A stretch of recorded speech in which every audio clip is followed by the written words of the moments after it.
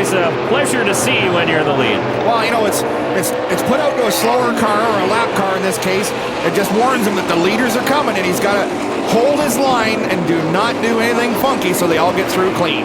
Battles a little deeper in the field. This one's for 7th between the 02 of Kerry Mix and a great-looking new car for the 23 of Jeff Lapcevich, the new Impala SS body, Tim Hortons sponsorship. Just a great-looking ride. Well, it is, and I wanted to comment, that's a brand-new Mike McCall race car, and it's a good-looking piece. They actually put a T in front of the Impala, so it's the Tim Impala. Yeah, that's cute. You just had to know they were going to do that. Absolutely. Here's Mix now underneath the Mopar 60 of Ron Beauchamp Jr., 6th place on the line. Mix will have it at the line. Oh, Ronnie Beauchamp just a hair loose up off the corner. They're racing for 7th spot right now. The 23's got the inside line. Lapcevich seems to have that brand new ride worked out just fine. He's stuck on the inside as Beauchamp tries to battle back up high. That Dodge horsepower working to his advantage, though. Well, one thing about it, Ron Beauchamp Jr. never short on horsepower, but that right rear won't take that abuse for 250 laps.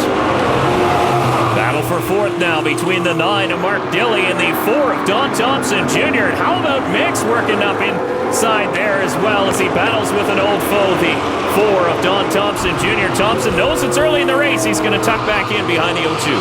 Watch this car carry Mix. Oh, we got trouble. I think we're okay. The 17 of DJ Kennington, you heard him talking. Get going here after Joey, if you can, get going. As Kennington grabs the gear and gets going to avoid going a lap down, we'll take another look at it. Here he's battling with Ranger. Down into turn 3, we were talking about those lap cars earlier, and there you go. He just drifted up a little bit, caught the left rear of DJ Kennington, and he just gently touched that outside wall. Hopefully that didn't knock the toe in. Dexter Stacy in the 55 will go pit side, and there is Jason White in the A&W number 21. White, Westerner, going to run the full season once again as we're under caution for the first time. Here in St. Eustache, Scott Steckly continues to lead. Welcome back to event number 2 of the 2009 NASCAR Canadian Tire Series. Sean Gibbs ready to wave the green for the first restart of the evening. There it goes, the 22 Canadian Tire Dodge of Scott Steckly, your leader. The first restart of the 2009 series. Still there, still there. Remember, Dave, all these restarts are double files, so first place and third place is the place to be, because when you're second, you're hung out to dry on the outside, especially on these little flat ovals. And you can see that with Andrew Ranger way up on the outside in the Walmart Tide Ford Fusion, as Mark Dilley will get underneath and take away second spot. Do have to mention the 99 of Derek White received the free pass award. He's back in the lead lap. Side-by-side racing still off a turn 4. Look at that 27 really loose up off the corner. Ronnie Beauchamp, he gets down the bottom. He'll try and slide through as well. Don Thompson Jr. not intimidated at all as they dove into corner number 1, just holding his ground with Ranger high on the outside.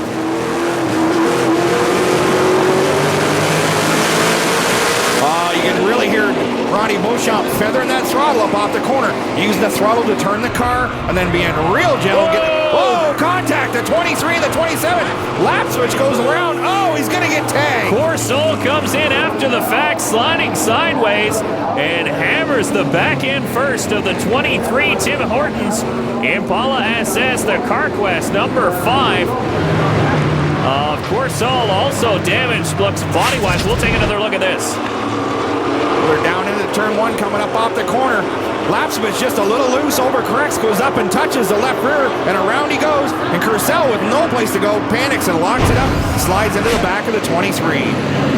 Tim Horton Chevrolet of Jeff Lapcevich on pit road after tangling with Andrew Ranger. Jeff reporting to the crew on the radio, the steering wheel is off center, feels like something is dragging up front. Hopefully handling problems not too serious. Well, the 5 car is showing some steam out of the radiator. That thing's overheating seriously.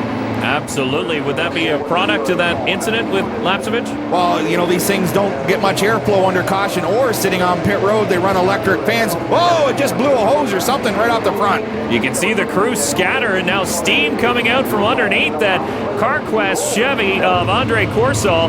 So the crew will work to remedy whatever problems that he has under a hood as we've got the field lined back up behind the pace truck once again. Scott Steckly continues to lead as he brings them through corner number 4. Look at how slowly he's pacing them onto the front stretch. The green flag once again in the air, and we're back underway here in St. Eustache. Up through the gearbox, heading for turn 1, a pair of Dodges. You can hear him going up through the gearbox. Didn't spin the tires at all, kept them clean. He just rockets off at turn 2. And did you see Ranger get into the side of the 60? Ranger just smashed off my left front wheel, the idiot. Well, you can hear the driver showing his frustration there, talking about how he got off the left front tire and, call him a name just to go along with it. But, hey, tempers flare. These are very competitive drivers. They're high-strung, and they're ready to do battle. So Steckly leads the 4 of Don Thompson Jr., and again, might be some retaliation there from Ron Beauchamp Jr. as he gets into the back of the 27 of Ranger. Over the last couple of years, Andrew Ranger is not intimidated by these stock car guys that have been doing this for a long time. We've seen him battle with the best, and a little bump and grind doesn't bother him. Not intimidated as always. He's holding down second spot now as Don Thompson Jr. off the pace on the front stretch. The Home Hardware Chevy to the inside, and cars swerve to avoid him. It doesn't sound good. Oh, here it goes. There, she just comes back to life. He was flipping switches inside there. Maybe a power switch, ignition box, something happened. Oh, big trouble down the front stretch. That's Kent Noon in the 18 going for a slide, and Lapcevich hard into the end of the pit wall in the Tim Hortons Impala. So a bad night goes worse for the 23 Chevy driver, Jeff Lapcevich, and that's a bad one. Oh, we got some broken trailing arm on the right rear, something, a lot of sparks flying, got some bent wheels. That poor McCall car is done for the night.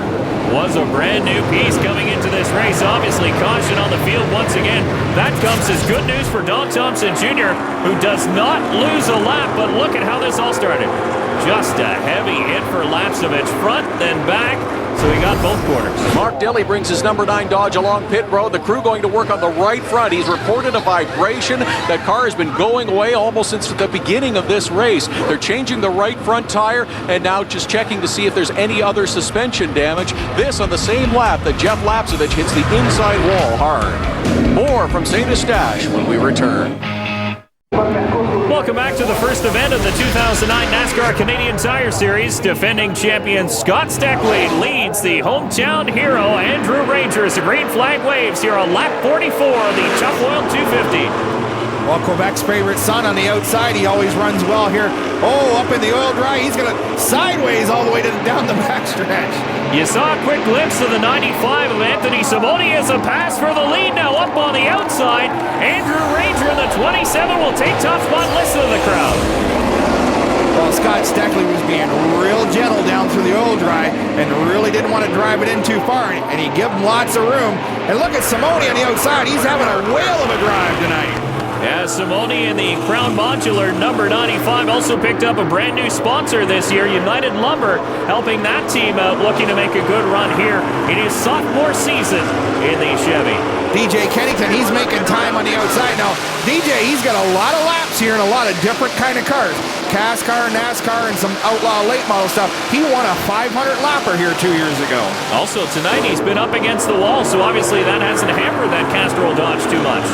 Well-prepared car is pretty tough, knows how to get around here. Look at the locals 19 in the bottom. Not a lot of sponsorship on that car this year, but a really good team. Keep your eye on them. And also Brad Graham does know how to get around this place. A very talented driver behind the wheel of the number 19 Dodge Avenger. Do have to announce too, kind of an exciting announcement. Jacques Villeneuve will be in a seat here in round number 4 as the Tour returns to St. Eustache on July 11th. He'll be in the 27 car, while Andrew Ranger will be in a brand new chassis.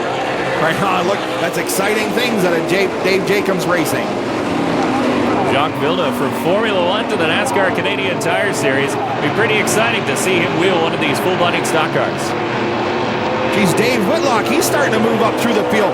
Dave's a wily veteran. He kind of sits back and relaxes most races, but tonight he's trying to get to the front early. Jason Hathaway in the number 3 Snap-on Dodge tucks in behind the 39 Dickey's Dodge Avenger of Dave Whitlock as we ride on board with Whitlock. You can hear him feathering the throttle, and we'll go down to Todd. Tim Hortons Chevrolet up on jack stands here in pit road. Jeff, you hit hard on